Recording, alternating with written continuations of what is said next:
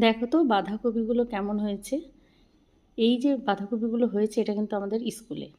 এবার কিভাবে হলো চলো সেই গল্পটা করি। স্কুল হচ্ছে জৈব সারের উৎস, শুধু সঠিক মতো বানিয়ে নিতে পারলেই হলো।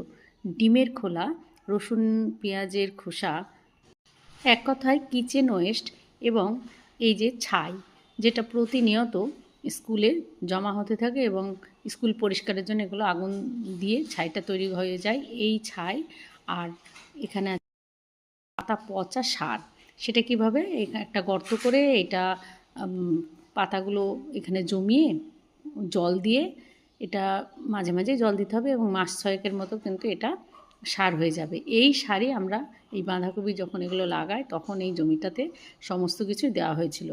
এবার সেই জন্যে দেখুন বাঁধাকপির মতো পোকা ধরেনি, এটা সব থেকে আশ্চর্য ছাই দেওয়ার কারণে। এখানে জমিটা খুব সুন্দরভাবে বানানো হয়েছিল বলেই ফলনও ভালো হয়েছে। আর সব সেই সঙ্গে আমাদের এই সমস্ত ব্যবহার করার ফলে স্কুলও পরিষ্কার আছে, আর স্কুলকে আমরা প্লাস্টিক মুক্ত করতে চাই। বাচ্চারা আগে প্যাকেট যত দ্রব্য আনার ফলে যেখানে সেখানে এই প্যাকেটগুলো পড়ে থাকতো, তাতে খুব অসুবিধা হতো। তা আমরা তারপরে উদ্যোগ নিয়েছি যে প্লাস্টিক মুক্ত করতে হবে, তাই তাদের ভীষণভাবে মানা করা আছে এ ধরনের দ্রব্য তারা স্কুলে আনবে না, তাহলে স্কুলটা অনেকটা প্লাস্টিক মুক্ত হবে। এখন নিজেরাই ওদের জানা হয়ে গেছে, তাই নিজেরাই সাবধান হয়ে যায়, ওরা কেউ আনলে নিজেরাই মানা করে।